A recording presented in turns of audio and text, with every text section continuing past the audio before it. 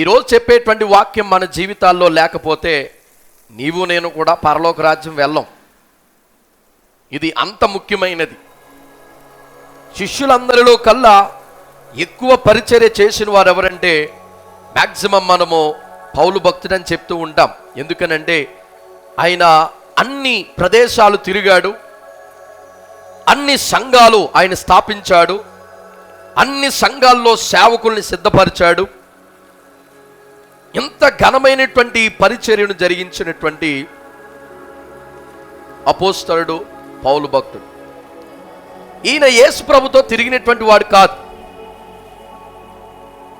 యేసయ్య శిష్యుల్లో ఆయన ఆ రోజులు అంటే యేసుక్రీస్తు ప్రభుల వారు ఆయన భూలోకంలో పరిచర్య చేసినప్పుడు ఆయన 12 మంది శిష్యుల్లో ఈయన ఒకడు కాదు. ఆయన చనిపోయి తిరిగి లేచి పరలోకానికి వెళ్ళిపోయి శిష్యులు ఇక్కడ పరిచర్య చేస్తూ సంఘాలను స్థాపిస్తూ ఆ సంఘాలను చెదరగొట్టడానికి యేసుక్రీస్తు ప్రభుల వారి పేరు ఈ భూమి మీద వినపడకుండా నాశనం చేయడానికి ఒక ఆయన బయలుదేరాడు. ప్రస్తుత రోజుల్లో కూడా మనం ఉన్నటువంటి దేశంలో యేసుక్రీస్తు ప్రభుల వారి పేరు వినపడకుండా చేయాలని అనేకమైనటువంటి కుట్రలు మారుమూల ప్రదేశాల నుండి ప్రారంభమవడం మనం చూస్తూ ఉన్నాం. ఏం చేసినా సరే ఆయన పేరు కనుమరుగు చేయలేకపోతున్నారు. కనుక ఆయన నమ్మినటువంటి వారిని నిర్మూలన చేయడం ప్రారంభించారు. మణిపూర్ రాష్ట్రంలో కూడా అత్యధికంగా క్రైస్తవులు ఉండేటువంటి ఆ ప్రాంతం కనుక మొదట ఆ కొండ జాతి ప్రజల నుండి ప్రారంభమైంది ఊచకోత. యేసుక్రీస్తు ప్రభుల వారిని నమ్మినటువంటి వారందరినీ కూడా నిర్మూలన చేసేస్తూ చర్చెస్ అన్నిటినీ కూడా తగలబెడుతూ ఎప్పటికీ కూడా అక్కడ ఇంతకుముందు మనం హాట్ న్యూస్ మనం ఏవైతే విన్నామో ఇప్పటికీ కూడా జరుగుతూ ఉన్నాయి. ఎందుకనంటే సంఘమును ఈ భూమి మీద లేకుండా చేయాలని, లేక యేసయ్యను నమ్మినటువంటి వారిని ఈ భూమి మీద లేకుండా చేస్తే ఆయన పేరు వినపడకుండా మనము దాన్ని పూర్తిగా చరిత్రలో నుంచి తుడిచివేయవచ్చని చాలామంది ప్రయత్నాలు చేస్తూ ఉన్నారు. ఇలాంటి ప్రయత్నాలు చేసేటువంటి వాడే ఈ యొక్క సౌలు అనబడినటువంటి పౌలు.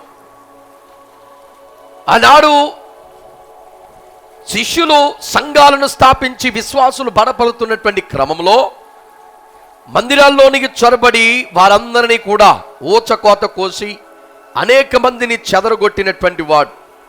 ఆయన వస్తున్నాడని తెలిస్తేనే సంఘములో అందరూ కూడా ఆయన ఇంకా రాకముందే భయభ్రాంతులతో పారిపోయేటువంటి వారు.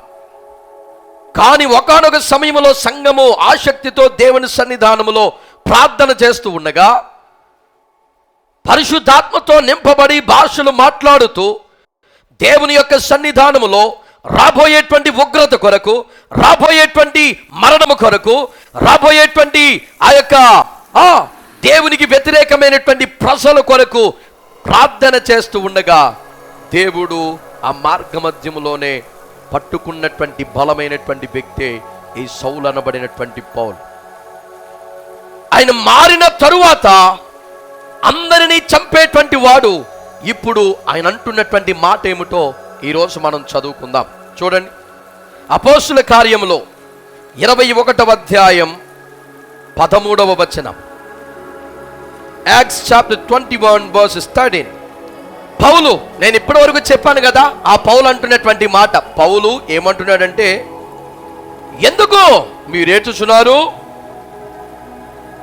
మీరు ఏడ్చిన గుండెను బద్దలు చేసి తిరేలా నేనైతే ప్రభువైన యేసు నామము నిమిత్తము యెరూషలేములో బంధించబడుటకు మాత్రమే కాక చనిపోవుటకును సిద్ధముగా ఉన్నానని చెప్పాను. హల్లెలూయా.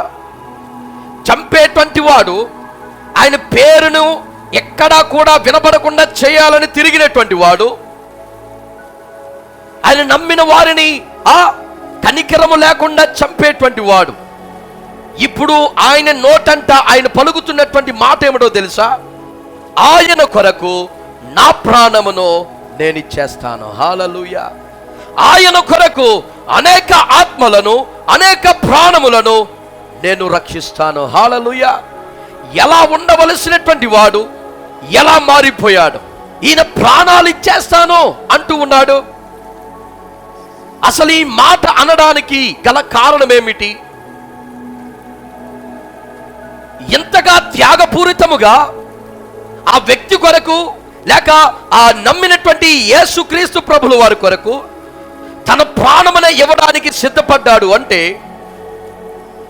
ఈయన ఈ అంత డీపెస్ట్, లేకపోతే అంత కాంప్లికేటెడ్ నిర్ణయం తీసుకోవడానికి అసలు ఈయన హృదయంలో, ఈయన లోపల జరుగుతున్నటువంటి సంఘర్షణ ఏమిటి అని మనం ఆలోచిస్తే దానినే ఈరోజు మనం ధ్యానించబోతున్నాం. అదేమిటంటే లవ్ ఫర్ ది క్రైస్ట్, యేసుక్రీస్తు ప్రభుల వారి పట్ల ప్రేమ. హల్లెలూయా, హల్లెలూయా. ఈ పౌలు ఈ విధమైనటువంటి నిర్ణయమును తీసుకోవడానికి గల కారణం ఏమిటంటే ఈయన దేవుని పట్ల ప్రేమను కలిగి ఉన్నాడు. హల్లెలూయా, హల్లెలూయా. ఈ పౌలు దగ్గర ఉన్నటువంటి ఆ సీక్రెట్ ఏమిటంటే ఆయన హృదయం అంతా కూడా యేసయ్య పైన ప్రేమతో నిండిపోయింది. ఈనాడు దేవుడు తన సంఘములో ఏం చూడాలని ఆశపడుతున్నాడంటే యేసయ్య పైన ప్రేమ. హల్లెలూయా. ఈనాడు సంఘములో దేవుడు ప్రతి ఒక్క విశ్వాసి హృదయములో ఏం చూడాలనుకుంటున్నాడంటే యేసయ్య పైన ప్రేమ. Hallelujah, hallelujah. You have the love for the Christ. మీకు యేసయ్య పట్ల ప్రేమను కలిగి ఉన్నటువంటి మనసు కావాలని దేవుడు కోరుతూ ఉన్నాడు. సంఘము ఆయన ప్రేమతో నింపబడాలి. సంఘములో ఆయన ప్రేమ కనబడాలి.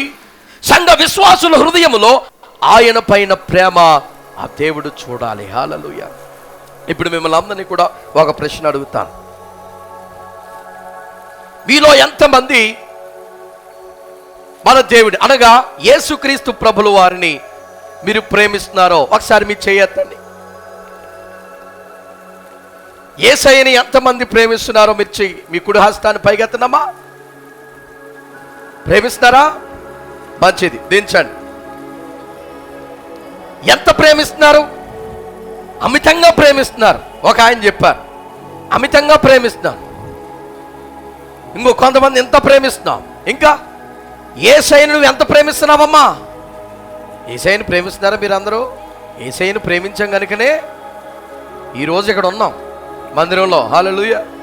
కానీ ఎంత ప్రేమిస్తున్నావు? ఇప్పుడు 100% ఉంది. 100%లో నువ్వు ఎంత ప్రేమిస్తున్నావో ఎలా చెప్పగలవు? అది తెలియాలంటే ఈ వాక్యం అంటే తేలిపోద్ది. ఈ వాక్యం లాస్ట్లో మళ్ళీ అడుగుతాను, మీలో ఎంతమంది దేవుని ప్రేమిస్తున్నారని. ఆ చేతులన్నీ లేవాలని నేను ఆశిస్తున్నాను. మరి నిజాయితీగా ఉండాలి, సరేనా? ఎవరు అబద్ధం చెప్పకూడదు, నిజాయితీగా ఉండాలి. నేను చేతులు ఎత్తమంటే ఇక్కడ ఉన్నవారు, మరి బయట వాళ్ళు నేను చూడలేదు, లోపల ఉన్న వాళ్ళు మాత్రం అందరూ చేతులు ఎత్తారు. ఇప్పుడు వాక్యాన్ని మనము లోతుగా పరిశీలన చేయడం ప్రారంభిద్దాం.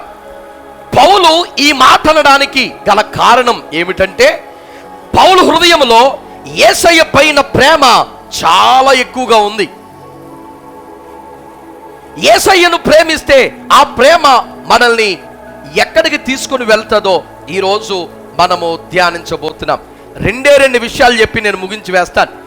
మొట్టమొదటిగా ఏమిటంటే యేసయ్య పట్ల మనము ప్రేమ కలిగి ఉండటం వలన ఆ ప్రేమ మనల్ని ఎక్కడికి నడిపిస్తుంది. ఎక్కడికి నడిపిస్తుంది? ఎక్కడికి నడిపిస్తుందో మనకు తెలిస్తే నువ్వు దేవుణ్ణి ఎంత ప్రేమిస్తున్నావో నీకు తెలిసిపోదు. కనుక దాంట్లో మొట్టమొదటిది, దీంట్లో 8 పాయింట్లు ఉన్నాయి, 8 విషయాలు ఉన్నాయి. పాయింట్స్ అంటే 8 విషయాలు ఉన్నాయి. ఆ 8ని క్లుప్తముగా నేను చూపించుకుంటూ వెళ్తాను, మీరు జాగ్రత్తగా వినండి. యేసయ్యను మనము ప్రేమించుట వలన ఆ ప్రేమ మనల్ని ఎక్కడికి నడిపిస్తుందంటే మొట్టమొదటిగా దేవుని యొక్క వాక్యము లేక దేవుని యొక్క కట్టడలు పట్ల, దేవుని యొక్క ఆజ్ఞలు పట్ల విధేయతలోనికి మనల్ని నడిపిస్తుందంట. హల్లెలూయా. అంటే దేవుని యొక్క వాక్యానికి లోబడేటువంటి మనస్తత్వానికి మనల్ని నడిపిస్తూ ఉంది. ఏది? నీలో ఉన్నటువంటి నువ్వు దేవుణ్ణి ప్రేమిస్తే దేవుని యొక్క వాక్యమును, ఆ వాక్యాని యొక్క ఆజ్ఞలకు నువ్వు లోబడతావు. అది ఇప్పుడు చూడండి, యోహాను సువార్త 14వ అధ్యాయం, అందరూ తీయాలి. యోహాను సువార్త 14వ అధ్యాయం 15వ వచనం. మీరు నన్ను ప్రేమించిన ఎడల నా ఆజ్ఞలన్నీ మీరు గైకొందురు. హల్లెలూయా. అమ్మా, యేసయ్య అంటున్నారు, మీరు నన్ను ప్రేమించిన ఎడల నా ఆజ్ఞలన్నీ కూడా మీరు గైకొంటారు. ఇప్పుడు నువ్వు యేసయ్యను ప్రేమిస్తున్నావు అనుకో, దేవుని యొక్క ఆజ్ఞలన్నిటినీ కూడా నీవు గైకొంటావు. నువ్వు దేవుని యొక్క ఆజ్ఞలను గైకొనడం లేదంటే నువ్వు ఎవరిని ప్రేమించట్లేదు. ఎవరిని ప్రేమించట్లేదు? మరి నువ్వు అన్ని ఆజ్ఞలు గైకొంటున్నావా? చెప్పండి అమ్మా. ఏ సైలెంట్ అయిపోయారా? ఇక్కడే ఎక్కడో కొడుతుందా? ఆలోచన చేద్దాం. మీరు నన్ను ప్రేమించిన ఎడల నా ఆజ్ఞలన్నీ కూడా మీరు గైకొంటారు. అంత మాత్రమే కాదు, 21వ వచనానికి వద్దాం. అదే అధ్యాయం.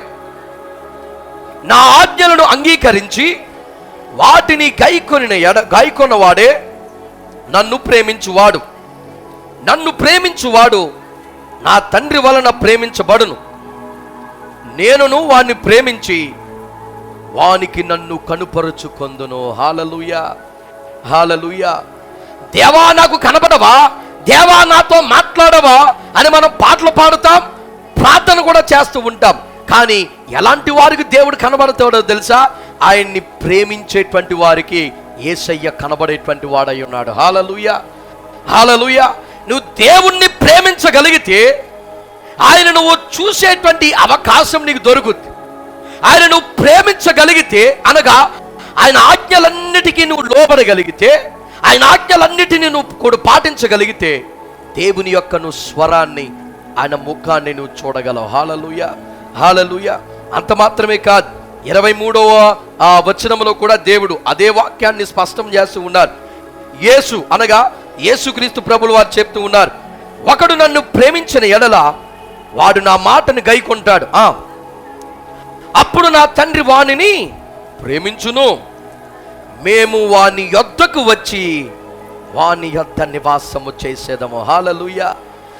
యేసయ్య నీతో పాటు ఉండాలి అంటే, యేసయ్య నీ హృదయంలో నివాసం చేయాలి అంటే, యేసయ్య నీకు సమీపస్తుడిగా నీ ప్రతి అవసరతలో, నీ ప్రతి పరిస్థితిలో యేసయ్య నీ ప్రక్కనే ఉండాలి అంటే, నీతో పాటు దేవుడు నివాసము చేయాలి అంటే యేసయ్యను నువ్వు ప్రేమించేవాడుగా ఉండాలి. ఈనాడు సంఘాల్లో లక్షలాది మంది ప్రజలు వస్తూ ఉన్నారు, కానీ మందిరాన్ని ప్రేమించో, పాస్టర్ గారిని ప్రేమించో, లేకపోతే సంఘములో కట్టుబాట్లను ప్రేమించో మందిరానికి వస్తూ ఉన్నారు. కానీ నిజముగా యేసయ్యను ప్రేమించేటువంటి వారు, యేసయ్యను గుండెల నిండా దేవుని పైన ప్రేమను కలిగి మందిరానికి వచ్చేటువంటి వారు సంఘాల్లో ఎంతమంది ఉన్నారు? యేసయ్యను ప్రేమించేటువంటి వారు కావాలి. అందుకనే దేవుడు అంటూ ఉన్నాడు, నీవు మనుషుల భాషలతో మాట్లాడినా, దేవదూతల భాషలతో మాట్లాడినా ప్రేమ లేని వాడు అయితే ఫలితము లేదు. ఎలాంటి ప్రేమ? యేసయ్య పైన ప్రేమ. హల్లెలూయా. ఒకసారి ఆ యొక్క వాక్యాన్ని కూడా చదివిస్తాను, చూడండి. 1 కొరింథీ 13వ అధ్యాయం 1వ వచనం. మనుషుల భాషలతోనూ దేవదూతల భాషలతోనూ నేను మాట్లాడినను ప్రేమ లేని వాడనైతే, అమ్మా అంటే సౌండ్. ఇక్కడ పౌలు భక్తుడు అంటున్నాడు, నువ్వు మనుషుల భాషలతో మాట్లాడినను, దేవదూతల భాషలతో మాట్లాడినను నువ్వు ప్రేమ లేని వాడువైతే, యేసయ్య పైన నీకు ప్రేమ లేకపోతే, యేసయ్య వాక్యానికి నువ్వు, ఆయన మాటకి నువ్వు లోపడకపోతే, ఒక ఇత్తడి గంగాళం కింద పెట్టినప్పుడు ఎంత సౌండ్ చేస్తుందో, నువ్వు మాట్లాడేటువంటి భాషలన్నీ కూడా దేవునికి సౌండ్ పొల్యూషనే. అదేమీ ఉపయోగం కాదు. అమ్మా, నువ్వు దేవునికి లోబడకుండా, దేవుని వాక్యానికి లోబడకుండా నువ్వు ఎన్ని భాషలు మాట్లాడినను అది ఎలాంటిది? మ్రోగడి కంచు. తర్వాత గలగలలాడు తాళమునయుండును, ప్రవచించు వరము కలిగి మర్మములన్నీయు, అంటే ప్రవచనాలు చెప్పి మర్మములన్నీయు ఆ జ్ఞానమంతయు ఎరిగి ఉన్నవాడేవైనను, కొండలను పెకలింపగలిగిన పరిపూర్ణ విశ్వాసం. అంటే దేవుడు చెప్పాడు కదా, విశ్వాసం ద్వారా కొండను కదిలించమంటే కదిలిపోద్ది. నువ్వు కొండలను పెకలించగలిగినటువంటి అంత విశ్వాస వీరుడు అయినను, ప్రేమ లేని వాడువైతే నీవు వ్యర్థుడవే. నాలో లేకపోతే నేను వ్యర్థుడే, నీలో లేకపోతే నువ్వు వ్యర్థుడవే, వ్యర్థురాలువే. చూడండి, బీదల పోషణ కొరకు నా ఆస్తి అంతయు ఇచ్చినను, కాల్చబడుటకు నా శరీరమును అప్పగించినను, ప్రేమ లేని వాడనైతే నీకు ప్రయోజనం ఏముందా? అమ్మా, అందరు కూడా పైకి చూద్దాం. అంతే, అయిపోయింది వాక్యం. ఒకసారి చూడండి, ఇక్కడ పౌలు భక్తుడు ఎంత స్పష్టంగా తెలియజేస్తున్నాడు చూసారా? మనుషుల భాషలతో నువ్వు మాట్లాడినా, దేవదూతల భాషలతో నువ్వు మాట్లాడినా, ప్రేమ లేని వాడు అయితే నువ్వు మాట్లాడిందంతా ఎలా ఉంది? గంగాలం, కంచు సౌండ్. ఆ ఇత్తడి గిన్నె కానీ ఇత్తడి బింది కానీ తీసి ఎంత సైలెంట్గా పెడదామన్నది పెద్ద సౌండ్ చేస్తుంది. నువ్వు మాట్లాడే భాషలు అలాగే ఉన్నాయి, సౌండే సౌండ్. నీ భాషలకి ఎప్పుడు అర్థవంతంగా ఉంటుందో తెలుసా? నువ్వు దేవుణ్ణి ప్రేమించినప్పుడు, దేవుణ్ణి ప్రేమిస్తూ నువ్వు భాషలో మాట్లాడినప్పుడు, అంటే దేవుని యొక్క వాక్యానికి నువ్వు లోబడినప్పుడు. హల్లెలూయా, హల్లెలూయా. దేవునికి లోబడి, ఆయన ఆజ్ఞలు కట్టడకు లోబడిన వాడే నన్ను ప్రేమించేవాడు అంటున్నాడు దేవుడు. నువ్వు దేవుణ్ణి ప్రేమించకుండా నువ్వెన్ని భాషలతో మాట్లాడినా, కొండలను పకలించగలిగినటువంటి విశ్వాస వీరుడువైనా, ప్రార్థనా పరుడువైనా, ఇవన్నీ కూడా ఏంటంటే వ్యర్థమే. మళ్ళీ ఇంకో మాట చెప్తున్నాడు, పేదల పోషణ కొరకు, అంటే అనాథాశ్రమాలకి వాటికి వీడికి దానాలు చేస్తే మంచిదే, కానీ నువ్వు ప్రేమ లేకుండా ఏది నువ్వు చేసినా అదంతా కూడా నిష్ప్రయోజనమే. కనుక ఈరోజు నువ్వు దేవుని ప్రేమిస్తున్నావా? ప్రేమైన దేవుని బిడ్డ, నీకెన్ని వరములున్నా, నీకు ఎంత ఏమున్నా సరే, దేవుని నువ్వు ప్రేమిస్తూ ఉన్నావా? మందిరానికి వస్తున్నావంటే దేని కొరకు వస్తున్నావు? దేవుని మీద ప్రేమతో ఆయన చెంతకు నువ్వు వస్తున్నావా? లేకపోతే ఏదో నీ కుటుంబ పోషణ కొరకునో, లేకపోతే నీ జీవితంలో ఏదో కార్యాలు జరగాలనో, తాత్కాలికమైనటువంటి భూ సంబంధమైనటువంటి కార్యములు నెరవేర్చుకోవడానికి నువ్వు మందిరానికి వస్తున్నావా? దేని కొరకు వస్తూ ఉన్నావు? ఈరోజు దేవుడు అంటూ ఉన్నాడు, సంఘములో నన్ను నమ్మినటువంటి నా పిల్లలు నన్ను ప్రేమించేవారుగా ఉండాలి. హల్లెలూయా. అది యేసయ్య యొక్క ఆశ. పౌలు ఆ ప్రేమతో నిండి ఉన్నాడు గనుకనే పౌలు అంటూ ఉన్నాడు, నేను జైల్లో పెట్టబడి ఉన్నానని మీరు బాధపడుతున్నారు. మీ కన్నీరు, మీ బాధను చూస్తూ ఉంటే నా గుండెంతా బద్దలైపోతుందమ్మా. అయినా సరే నేను బంధించబడుటకు మాత్రమే రాలేదు, నేను ఆయన కొరకు మరణించడానికి సిద్ధపడి వచ్చాను. హల్లెలూయా, హల్లెలూయా. నువ్వు అనగలవా ఆ మాట? యేసయ్య కొరకు నేను ప్రాణాలైనా ఇవ్వడానికే సమర్పించుకుని మందిరానికి వస్తూ ఉన్నానండి. ఆయన నేను అందరికంటే ఎక్కువగా నా గుండెల్లో ఆయనకి స్థానం ఇచ్చానండి. ఆయన ప్రేమించేటువంటి వాడను, ప్రేమించేటువంటి దానను. ఆయన ప్రతి మాటకు నేను లోబడి ఉంటాను. నా ప్రాణమునే ఆయన కొరకు ఇవ్వడానికి నేను సిద్ధంగా ఉన్నాను. నువ్వు చెప్పగలవా? నువ్వు ఎప్పుడు చెప్పగలవో తెలుసా? యేసయ్య పైన నీకు గుండెల నిండా ప్రేమ ఉన్నప్పుడు. హల్లెలూయా, హల్లెలూయా. అంత మాత్రమే కాదు, రెండవది ఏంటో తెలుసా? యేసయ్య పట్ల ప్రేమను కలిగి ఉండుట ఎక్కడికి నడిపిస్తుందో తెలుసా? పరిశుద్ధతకు నడిపిస్తూ ఉంది.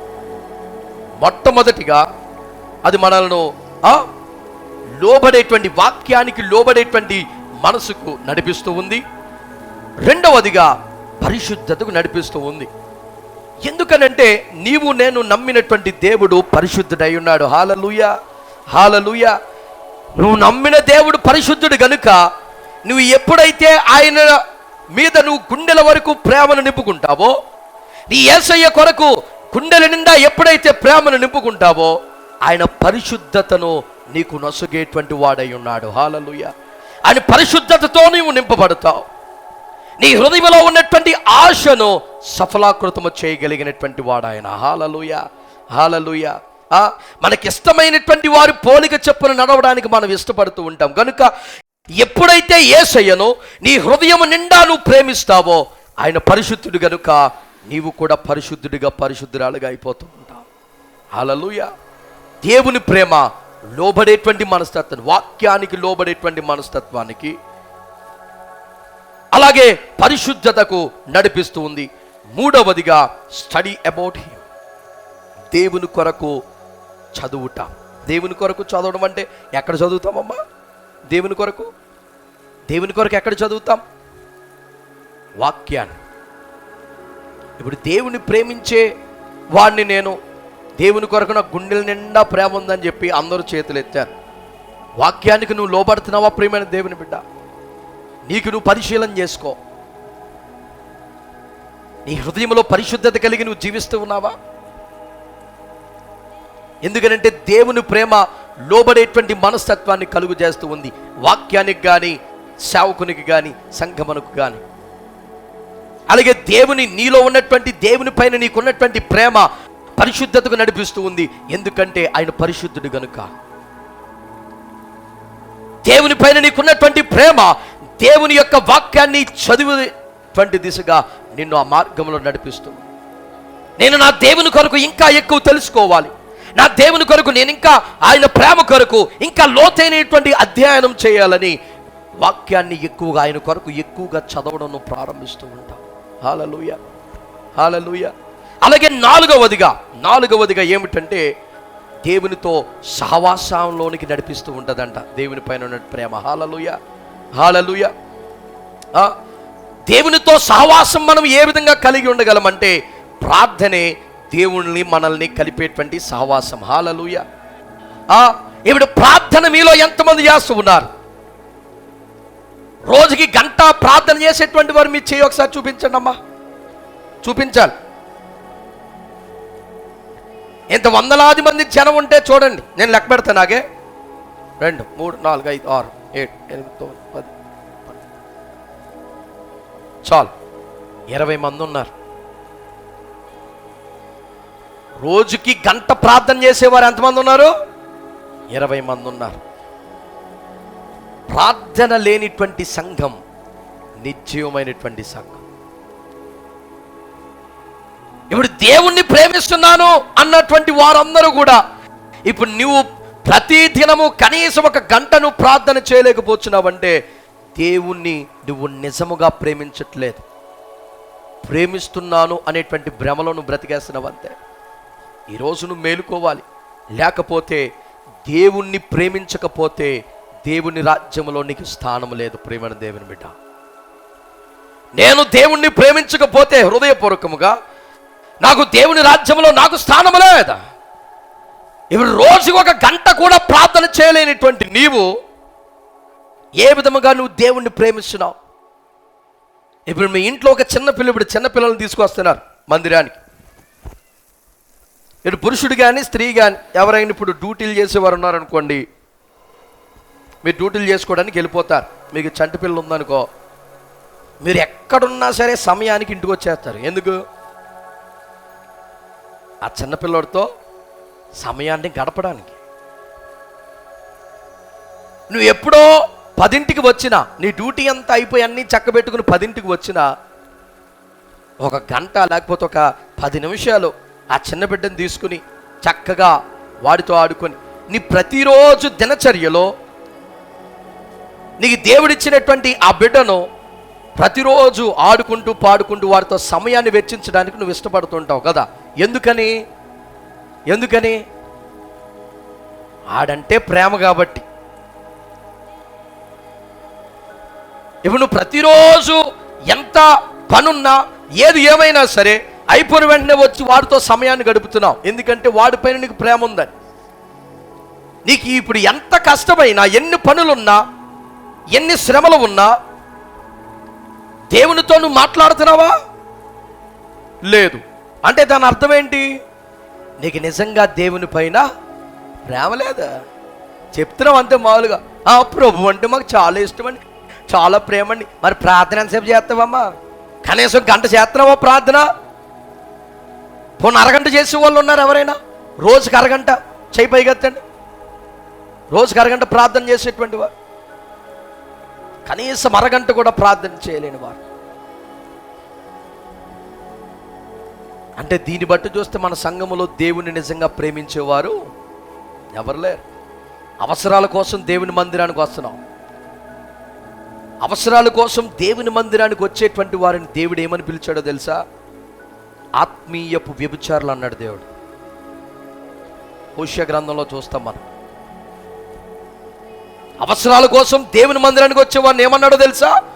నువ్వు ఆత్మీయమైనటువంటి వ్యభిచారివే. అవసరాల కోసం దేవుణ్ణి వాడుకుంటున్నావు అంతే. నీకు నిజంగా దేవుని మీద ప్రేమ లేదు, నీ మోహం లేదు. నీ అవసరాలు తీర్చబడాలి, నీకు మంచి ఆరోగ్యం కావాలి, నీ కొడుకు కుటుంబం బాగుండాలి, నీ కూతురు కుటుంబం బాగుండాలి, నీ మనవళ్ళు మనవరాలకి మంచి జాబ్ రావాలి, నీ కూతురు కొడుకులు పెళ్ళిళ్ళు అవ్వాలి, అన్నీ చక్కబడిపోవాలి. బ్రతుకున్న రోజులు చక్కగా ఏది ఎవరి దగ్గర చేయి చాకుండా బతకాలంటే ఆ యేసుబాబు దగ్గరికి వెళ్తే కార్యాలు చేస్తున్నాడంటే అంటే అత్రం అంతే. ఆత్మీయమైనటువంటి వ్యభిచారంలో ఉన్నావు నీవు. దొంగలను వ్యభిచారులను దేవుని యొక్క రాజ్యములో ప్రవేశింపనారని దేవుడు తన వాక్యంలో స్పష్టంగా తెలియజేస్తున్నాడు. నువ్వే స్థితిలో ఉన్నావని గుర్తించుకోవాలి. ఈరోజు నువ్వే స్థితిలో ఉన్నావు. దేవుణ్ణి ప్రేమిస్తున్నావా? ప్రేమిస్తున్నానండి మాటల ద్వారా చెప్పడం కాదు. నీలో దేవునితో సహవాసం ఉందా? ప్రార్థన ఉందా? ఒక విశ్వాసిగా కనీసం ఒక అరగంట ప్రార్థన చేయలేకపోతే, ఒక అరగంట అండి 30 నిమిషాలు, గంట సంగతి పక్కన పెట్టు, గంట సంగతి పక్కన పెట్టు, కనీసం 30 నిమిషాలు దేవుని కొరకు నువ్వు ఒక్క రోజులో కేటాయించలేనటువంటి స్థితిలో నీవు ఉన్నావు. నువ్వు దేవుని ప్రేమించట్లేదమ్మా. నేను దేవుణ్ణి ప్రేమిస్తున్నాను అనుకుంటున్నావు, ఎందుకంటే ప్రతి ఆదివారం మందిరానికి వస్తున్నావు కాబట్టి. ప్రతి ఆదివారం మందిరానికి రావడం వలన దేవుణ్ణి ప్రేమించినట్టు కాదు. దేవుడు అంటూ ఉన్నాడు, నన్ను ప్రేమించేటువంటి వాడు నా ఆజ్ఞలన్నిటినీ గైకొంటాడు. ఈరోజు నువ్వు దేవుని ఆజ్ఞలు గైకొనడం లేదు, ఆయన వాక్యం చదవడం లేదు, పరిశుద్ధత కలిగి జీవించడం లేదు, ఆయన వాక్యానికి లోబడడం లేదు, ఆయనతో కమ్యూనియన్ సహవాసమును కలిగి లేవు, అంటే ప్రార్థన సహవాసమును కలిగి లేవు. నువ్వు ఎలా దేవుణ్ణి ప్రేమిస్తున్నావు? ఏ విధంగా చెప్పగలవు? ఏ విధంగా చెప్పగలవమ్మా నువ్వు దేవుణ్ణి ప్రేమిస్తున్నానని? కనుక నువ్వు ఏ స్థితి నుండి పడిపోయావో ఈరోజు నువ్వు జ్ఞాపకం చేసుకోవాలి. చూడండి, ఇప్పుడు ఐదవది ఏంటో తెలుసా? దేవుని పట్ల ప్రేమ కలిగి ఉండటం ద్వారా అది మనల్ని ఎక్కడికి నడిపిస్తూ ఉందంటే క్రీస్తు పోలికలోనికి మనల్ని నడిపిస్తుందంట. హల్లెలూయా, హల్లెలూయా. అందరూ కూడా 2 చేతులు పైకి దేవుని స్తోత్రం చెల్లించండి. హల్లెలూయా. ఏ అమ్మ సౌండ్ తగ్గిందే? సౌండ్ తగ్గిందే? దేవుడు కొద్ది బలంగా మాట్లాడా? దేవుడు మనలో తప్పులను, అది నీలో ఉండొచ్చు, నాలో ఉండొచ్చు. నేనేం స్పెషల్ కాదు, నువ్వేం స్పెషల్ కాదు. నాలో లోపం అంటే నాకు చెంప మీద కొట్టినట్టు ఉంటుంది, నీలో లోపం అంటే నీకు చెంప మీద కొట్టినట్టు ఉంటుంది. కానీ మన తండ్రి మనల్ని కొట్టేటప్పుడు మనం దానికి లోబడాలి. హల్లెలూయా. తండ్రి మాటకు లోబడితే మనకి బ్రతుకు జీవితం ఉంటుంది. తండ్రి మాటకు లోబడకపోతే ఆ తప్పిపోయినటువంటి కుమారుడు ఏమయ్యాడమ్మా? అలా ఉంటుంది మన బ్రతుకు. కనుక దేవుడు మాట్లాడాలి. దేవుడు మాట్లాడేటువంటి సమయంలో నీకు కొద్దిగా గాయపరచబడుతున్నావంటే, నీ హృదయం కొద్దిగా నొప్పి, కొద్ది బాధగా ఉందనుకో, వాక్యం వినేటువంటి సమయంలో దేవుడు నీతో మాట్లాడుతున్నాడు లేక. హల్లెలూయా. నీలో ఉన్నటువంటి తప్పులన్నీ కూడా దేవుడు బయట పెట్టి చూపిస్తున్నాడు అనుకో, ఒక అద్దములాగా. అద్దంలో నీ ముఖం చూసుకున్నప్పుడు నీ ముఖం మీద ఉన్నటువంటి ప్రతి ఒక్క మచ్చలు ఏ విధంగా కనబడతాయో, వాక్యం అనేటువంటి అద్దంలో నీకున్నటువంటి ప్రతి లోపము కనబడేటువంటి సమయంలో నువ్వు ఆనందపడాలి. ఎందుకనంటే దేవుడు నాతో మాట్లాడి నా యొక్క తప్పులన్నిటినీ కూడా బయటకు పారద్రోలి నన్ను పరిశుద్ధిని చేస్తున్నాడని విశ్వసించాలి. హల్లెలూయా. కనుక దేవుణ్ణి చాలాసార్లు, ఇప్పుడు మనమనే కాదు, చాలా సంఘాలు ఎలాగా ఉన్నాయి. పొలోమంటి లక్షలాది మంది ఆ యొక్క ఏసీ చర్చిలోనికి వెళ్ళిపోతారు. కానీ నిజముగా అందులో దేవుణ్ణి ప్రేమించేవారు ఎంతమంది ఉన్నారంటే మీకులాగానే 10 మందో 20 మంది ఉంటారు అంతే. ఆ 1,00,000 మందిలో దేవుణ్ణి గట్టిగా నిజముగా ప్రేమించేటువంటి వారు ఎంతమంది ఉంటారో తెలుసా? గట్టిగా మాట్లాడితే 20-30 మంది ఉంటారు మనకులాగానే. నిజముగా దేవుణ్ణి ప్రేమించేవారు కావాలి. దేవుణ్ణి ప్రేమించడం అంటే ఆయనతో సహవాసము కలిగి ఉండడం. నువ్వు ప్రేమించేటువంటి నీ కూతురు కొడుకు కోసం నువ్వు ఎంత దూరాన్ని ఉన్నా సాయంత్రం కల్లా వాళ్ళ దగ్గర వాలిపోతావు. వాళ్ళు పెద్దోళ్ళైనా నువ్వెక్కడున్నా సరే సాయంత్రానికి ఇంటికి తిరిగి వచ్చేస్తావు. అమ్మో నా కూతురు నా కొడుకు వచ్చేస్తారు. ఎందుకనంటే వారిపైన నీకున్నటువంటి ప్రేమ. ఈరోజు దేవుని దగ్గర కూడా దేవుణ్ణి ప్రేమిస్తున్నాను అంటున్నావు, కానీ దేవుని దగ్గరికి నువ్వు అలా రాగలుగుతున్నావా? ప్రేమైన దేవుని బిడ్డ, ఒకసారి నువ్వే పరిశీలన చేసుకో. ఇప్పుడు అంటున్నాడు దేవుని నువ్వు ప్రేమించుట, లేక దేవుని పట్ల నీకున్నటువంటి ప్రేమ నిన్ను క్రీస్తు స్వారూప్యంలోనికి నడిపిస్తుందంట. ఇక్కడ దేవుని ప్రేమ మన గుండె లోతుల్లోకి ఉంటేనంట, నీ హృదయం నిండా యేసయ్య ప్రేమతో నింపబడితే మనము కూడా క్రీస్తు స్వారూప్యంలోనికి మనం వెళ్ళిపోతామంట. హల్లెలూయా. అది ఎలా ఉంటుందో తెలుసా? ఈ అంటే రక్తపు మడుగులు వాళ్ళు వీళ్ళు ఇలాగా ఉంటుందేమో, కానీ యేసయ్య స్వారూప్యంలోనికి వెళ్తే ఏ విధంగా ఉంటుందో 2 కొరింథీ 3:18 మనం చూడగలం. ఒకసారి చదవండి. మనమందరమును ముసుకు లేని ముఖముతో ప్రభు యొక్క మహిమను అద్దము వలె ప్రతిఫలింప చేయొచ్చు, మహిమ నుండి అధిక మహిమ పొందుచు ప్రభువగు ఆత్మ చేత. హల్లెలూయా. మనం ఎలా ఉంటామమ్మా? మహిమ నుండి అధిక మహిమలోనికంట దేవుని వలె ప్రజ్వలింప చేయబడుతూ మహిమ నుండి అధిక మహిమలోనికి యేసయ్య వలె మనము కూడా తేజరిల్లుతూ ఉంటాము. హల్లెలూయా. హల్లెలూయా. ఆయన పోలికగా మనం మార్చబడతామంట. చివరిలో మనం చూసినప్పుడు ఆ పోలికగానే మార్చబడుచున్నాము. హల్లెలూయా. అది కావాలి. అది మోషే గారికి వచ్చింది. మోషే ఎప్పుడైతే దేవుణ్ణి ప్రేమించి అన్నపానములు మానివేసి 40 రాత్రింబవళ్ళు ఎంతో ప్రేమతో దేవుని యొక్క సన్నిధానములో ఉండిపోయినటువంటి మోషే ఎప్పుడైతే తిరిగి వస్తూ ఉన్నాడో ఆయన ముఖము ప్రకాశించిందంట. హల్లెలూయా. హల్లెలూయా. అంటే దేవుని యొక్క మహిమ ఆయన కమ్మేసి ఆయన ముఖాన్ని ఎవరు చూడలేకపోతున్నారు. ఎందుకనంటే అంత ప్రకాశవంతముగా ఉంది. మనము కూడా మహిమ నుండి అధిక మహిమలోనికి దేవుని యొక్క ప్రభావ మహిమతో తేజరిల్లబోతూ ఉన్నాము. హల్లెలూయా. ఎప్పుడో తెలుసా? నీ గుండె నిండా కూడా యేసయ్య ప్రేమతో నేను నింపబడినప్పుడు. ఈరోజు సంఘము ఆ విధంగా మార్చబడాలని యేసయ్య కోరుతూ ఉన్నాడు. నీ మహిమలో నుండి అధిక మహిమలోనికి నువ్వు వెళ్ళాలి. యేసయ్య వలె ఈ చీకటిగా ఉన్నటువంటి లోకములో గొప్ప వెలుగుగా సంఘము ప్రకాశించాలి. హల్లెలూయా. అదే యేసయ్య కోరేటువంటి ప్రేమ. అదే యేసయ్య కోరుకుంటున్నటువంటి విశ్వాసుల హృదయంలో ఉన్నటువంటి ఆయన గూర్చినటువంటి ప్రేమ. హల్లెలూయా. హల్లెలూయా. ఇప్పుడు యేసయ్య ప్రేమ, యేసయ్య పట్ల మనకు ప్రేమను కలిగి ఉండాలి. అప్పుడే ఆ ప్రేమ మనల్ని ఈ దిశగా ఈ మార్గములన్నిటిలో మనల్ని నడిపిస్తూ ఉంది. అలాగే ఆరవదిగా ఏమిటంటే దేవుని యొక్క పనిలోనికి మనల్ని నడిపిస్తుందండి. ఎక్కడ నడిపిస్తుందమ్మా?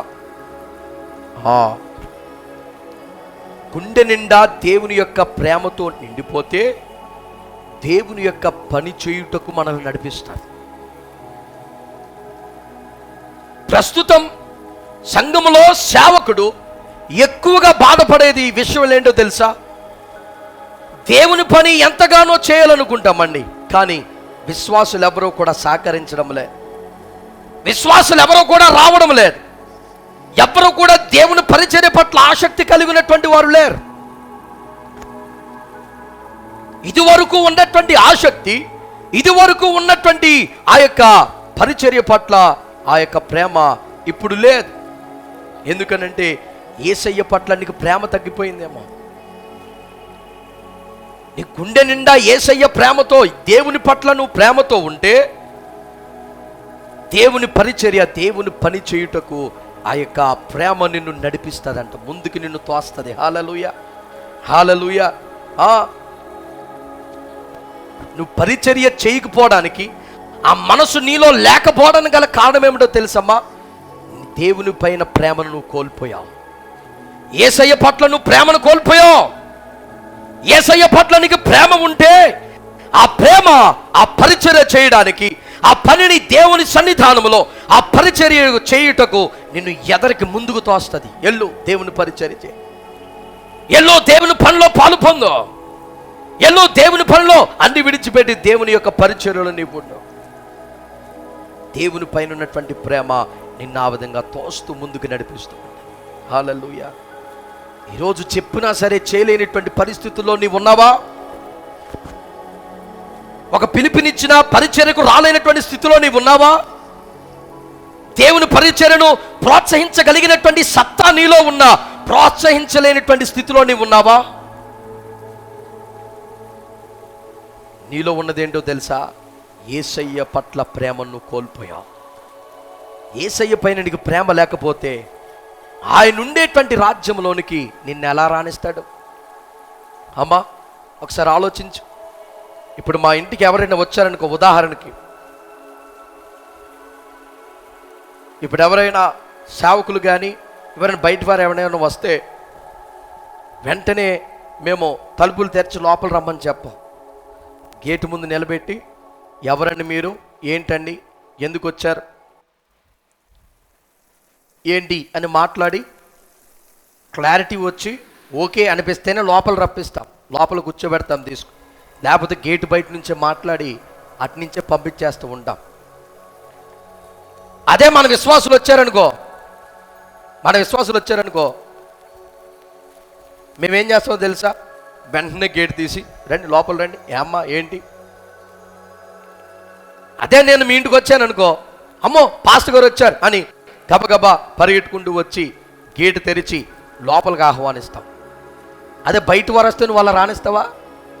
గేటు బయట నుండే మాట్లాడి, ఎవరయ్యా నువ్వు, ఏంటి, ఎవరమ్మా నువ్వు, ఎందుకు వచ్చావు, ఏంటి అని ప్రతీదీ కూడా ఆరా తీసి నీ మనసుకు ఓకే అయితేనే లోపల రాణిస్తావు, లేకపోతే అక్కడి నుంచి మాట్లాడి అటు నుంచే పంపించేస్తావు. ఎందుకనంటే సేవకుని పట్ల విశ్వాసులకు ఉన్నటువంటి ప్రేమ నేను కనపడిన వెంటనే నన్ను లోపలికి ఆహ్వానించేసి, అలాగే సేవకునికి విశ్వాసుల పైన ఉన్నటువంటి ప్రేమ మిమ్మల్ని చూడగానే వెంటనే నా ద్వారము తెరిచి లోపలికి మిమ్మల్ని ఆహ్వానింప చేసింది. హల్లెలూయా. అలాగే ఇప్పుడు దేవుని పైన నీకు ప్రేమ లేకపోతే పరలోక రాజ్యంలోనికి నేను దేవుడు ఎలా రాణిస్తాడమ్మా? నీవెంత భక్తి చేసి, ఎంత భాషలు మాట్లాడేసి, నీవెంత అంతా హడావిడి చేసేసి, దాన ధర్మాలు చేసేసి, నువ్వు మొత్తం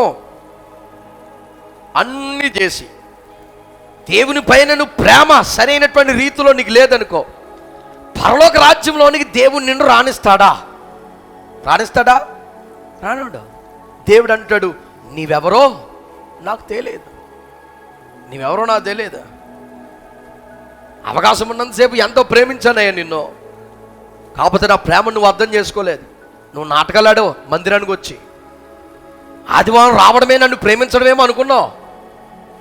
మందిరానికి వచ్చి వెళ్ళిపోతే ఇంక నాకు అన్నీ తీరిపోయి అనుకున్నావు. కానీ నేను ఆశించేది ఏంటో అది నువ్వు నాకు ఇవ్వలేదు. ఈ మధ్యకాలంలో నాకు తెలిసినటువంటి ఒక జంట పెళ్ళైన కొత్తలోనే విడిపోయారు. పెళ్ళైన 2 నెలలకే చాలా గొడవలు వచ్చేసే వాళ్ళకి. పెళ్ళైన 2 నెలల్లోనే గొడవలు వచ్చేసి ఇప్పుడు మొత్తం విడాకుల స్టేజ్కి వచ్చారు. ఏం చేయాలో ఎవరికి అర్థం కావట్లేదు. వాదోపవాదాలు, ఇక్కడ అబ్బాయి మాటను ఇటు అమ్మాయి మాటలు, ఇద్దరు వాదోపవాదాలు విన్న తరువాత ఆఖరికి తేలింది ఏమిటంటే ఒకరి మీద ఒకరికి ప్రేమ సరిగ్గా లేదు. వాళ్ళు ఒకరి మీద ఒకరికి ప్రేమ లేదు. మరి ఎలా ఎప్పుడు ఆ ప్రేమను కోల్పోయారో మనకైతే తెలియదు. కానీ వారు వాదోపవాదాలన్నీ విన్న తర్వాత ఒకరికి ఒకరు వాళ్ళ ఇరువురిని ఒకరికి ఇంకా కాంప్రమైజ్ అయ్యి ఒకరినొకరు ఆహ్వానించుకోలేకపోతున్నారు, విడిపోతున్నారు దూరంగా. అది ఎవరితో నాకు తెలియదు అంటున్నాడు, ఆడెవడో నాకు తెలియదు అంటున్నాడు. ఇంకా రకరకాలైనటువంటి మాట. ఎందుకనంటే వారిలో ఒకరిపైన ఒకరికి ప్రేమ లేదు, ద్వేషించుకోవడం ప్రారంభించారు. ఇప్పుడు యేసయ్య పట్ల నీకు ప్రేమను నువ్వు కలిగి ఉంటేనే ఆయన రాజ్యంలోనికి ఒక వధువు వలె నిన్ను ఆహ్వానించుకుని తీసుకువెళ్తాడు ఆయన. హల్లెలూయా.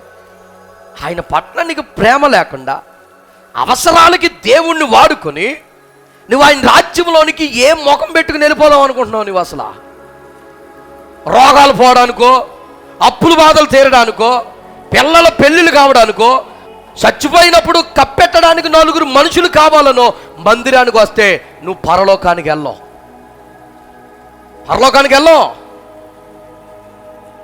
అంతమంది అనుకుంటారు. సంఘానికి వెళ్తే మనల్ని చచ్చిపోయినప్పుడు 4 మోసుకెళ్తారు, ఎవరున్నా లేకపోయినా. లేకపోతే మందిరానికి వెళ్తే మన అప్పులు తీరిపోతాయి, పలానోడికి తీరింది. మందిరానికి వెళ్తే మన రోగాలు తీరిపోతాయి, పలానోడికి రోగాలు పోయినట్టుగా. మందిరానికి వెళ్తే మనము కోటీశ్వరులు అయిపోతాం, పలానోడు అయినట్టుగా. అంటే అవసరాల కోసం దేవుని మందిరానికి వస్తున్నావు, కానీ దేవుని పైన నిజమైనటువంటి ప్రేమతో ఈనాడు సంఘ బిడ్డలు రావడం లేదు. యోబుకి ఇచ్చినటువంటి కష్టాలు సంఘములో సంఘ బిడ్డలకు ఇస్తే ఒక్కడు రాడు మందిరానికి. వస్తాడా? రాడు. నీకు గట్టిగా ఓ రోగం వచ్చి జరగకుండా ఏదో జరిగిందనుకో, నువ్వు మందిరానికి వస్తావా? రావు. ప్రార్థన చేయండి, షుగర్తో చెయ్యికి పుండు పడిపోయి తగ్గట్లేదు అంటున్నారు. చూసి చెయ్యి తీసేయాలి అంటున్నారు. చెయ్యి తీయకుండా ప్రార్థన చేయండి అని వస్తావు. ఆ సెప్టిక్ అయిపోయి నీ చెయ్యి సకానికి నరికేసి డాక్టర్ కుట్లేసి పంపించేసాడు అనుకో, నువ్వు మందిరానికి వస్తావా? ఎక్కడికి వెళ్ళినప్పా రావట్లేదు అంటాడు. వచ్చింది దేనికి? దేవుని పైన ప్రేమతో. ఇలాంటి సైన్యం చాలా ఎక్కువ మంది ఉన్నారు సంఘంలో. అందుకనే సంఘంలో ఉద్యోగం రాదు. ఎందుకంటే సగ బ్యాచ్ అందరు ఇలాంటి వాళ్ళే. మందిరానికి వస్తే ఏదో ఒకటి వస్తుంది, మందిరానికి వస్తే ఏదో జరుగుతుంది. ముందు నీలో దేవుని మీద ప్రేమ ఉంటే ఏదైనా జరుగుతుంది. వానికి మాలనోడా, ముందు దేవుని మీద ప్రేమను పెంచుకో. దేవుని మీద నువ్వు ప్రేమను పెంచుకుంటే ఆ దేవుడే నీకు సమస్త మార్గాల్లో నీకు సహాయం చేసి ముందుకు నడిపిస్తాడు. హల్లెలూయా, హల్లెలూయా. కనుక ఈనాడు సంఘములో దేవుడు చూసేది ఏంటో తెలుసా? ఎంతమంది భాషలు మాట్లాడుతున్నారు, ఎంతమంది గలగల ప్రవచనాలు చెప్పేస్తున్నారు, ఎంతమంది ముందుకు పిలబిల వచ్చేసి సాక్ష్యాలు చెప్పేస్తున్నారు. ఈ కాదు దేవునికి కావాల్సింది. దేవుడు అంటున్నాడు, నా రాకడ సమయంలో ఈ భూమి పైన విశ్వాసము కలిగినటువంటి వారిని ఎవరినైనా కనుగొనగలనా? అమ్మా, నమ్మకమైన వాళ్ళని ఎవరినైనా నేను చూస్తానా అంటున్నాడు దేవుడు. నా రాకడ సమయంలో ఈ భూమి పైన నమ్మకమైన వాడు ఎవరినైనా నేను కనుగొంటానా అంటున్నాడు. అంటే దాని అర్థం ఏంటి? అందరూ కూడా అవసరాల కోసం వచ్చి వెళ్ళిపోయి ఇష్టానుసారంగా ఉన్నవాళ్ళే, కానీ నమ్మకముగా నిజముగా దేవుణ్ణి ప్రేమించేవాడు ఎవ్వడూ లేడు. అందుకని ఈరోజు సంఘానికి దేవుడు అంటూ ఉన్నాడు, యేసయ్యను ప్రేమించేటువంటి ప్రేమ నీకు కావాలి. హల్లెలూయా, హల్లెలూయా. ప్రేమిస్తున్నావమ్మ? యేసయ్యను ప్రేమిస్తున్నావా? దేవుడు అంటున్నాడు, పేతురు, నా సమయం సమీపించిందయ్యా, నువ్వు నన్ను ప్రేమిస్తున్నావా అని నీకు తెలీదా? ప్రభు, నేను ప్రేమిస్తున్నాను కదా. మరలా అడిగాడు దేవుడు, పేతురు, నువ్వు నన్ను ప్రేమిస్తున్నావా? ఈరోజు అదే ప్రశ్న దేవుడు నిన్ను అడుగుతున్నాడు. ప్రేమైన దేవుని బిడ్డ, నీ జవాబేంటి? నన్ను ప్రేమించేవాడు నా ఆజ్ఞలన్నిటినీ గైకుంటాడు. నన్ను ప్రేమించేవాడు నాకు లోబడి ఉంటాడు. నన్ను ప్రేమించేవాడు పరిశుద్ధత కలిగి జీవిస్తాడు. నన్ను ప్రేమించేటువంటి వాడు నా కొరకు తెలుసుకోవడానికి ప్రయత్నం చేస్తాడు. అంటే వాక్యాన్ని చదువుతాడు, నన్ను ప్రేమించేటువంటి వాడు నాతో సహవాసాన్ని కలిగి ఉంటాడు. కమ్యూనియన్ అంటే ప్రార్థన సహవాసాన్ని కలిగి ఉంటాడు. నన్ను ప్రేమించేటువంటి వాడు నా కొరకు పనిచేస్తూ ఉంటాడు. ఇవి 7వదిగా, నన్ను ప్రేమించే దేవుని పట్ల మనం ప్రేమ కలిగి ఉంటే ఆ ప్రేమ సాక్రిఫైస్, త్యాగపూరితమైనటువంటి జీవితానికి నడిపిస్తాను. ఎక్కడికి నడిపిస్తుందమ్మా? ఎక్కడికి? త్యాగపూరితమైనటువంటి జీవితానికి. ఎక్కడికి నడిపిస్తుంది? ఎక్కడికి నడిపిస్తుంది? త్యాగపూరితమైనటువంటి జీవితానికి. దానికి పౌలు భక్తుడే ఒక ఉన్నతమైనటువంటి ఉదాహరణ ఇస్తూ ఉన్నాడు. చూడండి, అదే 2 కొరింథీయులు 11వ అధ్యాయం 24వ వచనం నుండి 27వ వచనం వరకు చదవండి అమ్మా. యూదుల చేత 5 మారులు 1 తక్కువ 40 దెబ్బలు తింటిని, 3 మారు బెత్తములతో కొట్టబడి తిని, ఒకసారి రాళ్లతో కొట్టబడి తిని, 3 మారు వాడ పగిలి శ్రమించి తిని, ఒక రాత్రింబవళ్ళు సముద్రములో గడిపి తిని, అనేక పర్యాయములు ప్రయాణములలోను, నదుల వలనైనా ఆపదలలోను, దొంగ వలనైనా ఆపదలోను, నా స్వజనం వలనైనా ఆపదలోను, అన్యజనుల వలనైనా ఆపదలోను, ఆపదలలోను, అరణ్యములలో ఆపదలలోను, సముద్రముల ఆపదలలోను, కపట సహోదరుడు వలన ఉంటిని. ప్రయాసముతోను కష్టములతోను, తరచుగా జాగరములతోను, ఆకలి దప్పులతోను, తరచుగా ఉపవాసాలతోను, చలితోను, దిగంబరత్వముతోను ఉంటిని. ఇంకా నువ్వు చెప్పలేనివి అనేక మంది ఉన్నాయి. దేవుని కొరకు పౌలు భక్తుడు ఏమైపోతున్నాడు? ఒకసారి దిగంబరుడు అయిపోయాడు, ఒకసారి ఆకలి దప్పులు, అనేక సార్లు ఆకలి దప్పులతో బాధపడ్డాడు, అనేక సార్లు దెబ్బలు తిన్నాడు. 5 మారులు 1 తక్కువ 40 దెబ్బలు తిన్నాడు. యేసుక్రీస్తు ప్రభుల వారు ఒక్కసారి 1 తక్కువ 40 దెబ్బలు తింటే, పౌలు భక్తుడు మాత్రం 5 సార్లు 1 తక్కువ 40 దెబ్బలు తిన్నాడు. అనేక సార్లు బెత్తములతో కర్రలతో కొట్టబడ్డాడు, రాళ్లతో కొట్టబడ్డాడు. వచనాలు మీరు చదువుకుంటూ వెళ్తే ఎన్ని శ్రమలు పడ్డాడో. ఇంకా అంటున్నాడు, ఆఖరికి వచ్చేసరికి ఇంకా చెప్పవలసినవి అనేకమైనవి ఉన్నాయి. అలాంటి నీ జీవితంలో వస్తే నువ్వు దేవుని కొరకు పౌలు భక్తుడి వలె నిలబడగలవా? దేవుణ్ణి అంతగా ప్రేమించగలవా? అలాంటి శ్రమల్లో కూడా అంటున్నాడు, ఇవి కూడా నాకు తక్కువే, నేను దేవుని కొరకు ప్రాణాలు ఇవ్వడానికి నేను సిద్ధపడ్డాను అన్నాడు. హల్లెలూయా, హల్లెలూయా, హల్లెలూయా. అలాంటి మాటను పౌలు భక్తుడు ఏ విధంగా పలికాడు అంటే, ఆయన హృదయం నిండా దేవుని గూర్చినటువంటి ప్రేమ ఉంది కనుక. హల్లెలూయా. కనుక ఈరోజు వాక్యం వింటున్నటువంటి ప్రియమైన దేవుని బిడ్డ, ఆఖరిగా 8వ పాయింట్ చెప్తున్నాను చూడండి.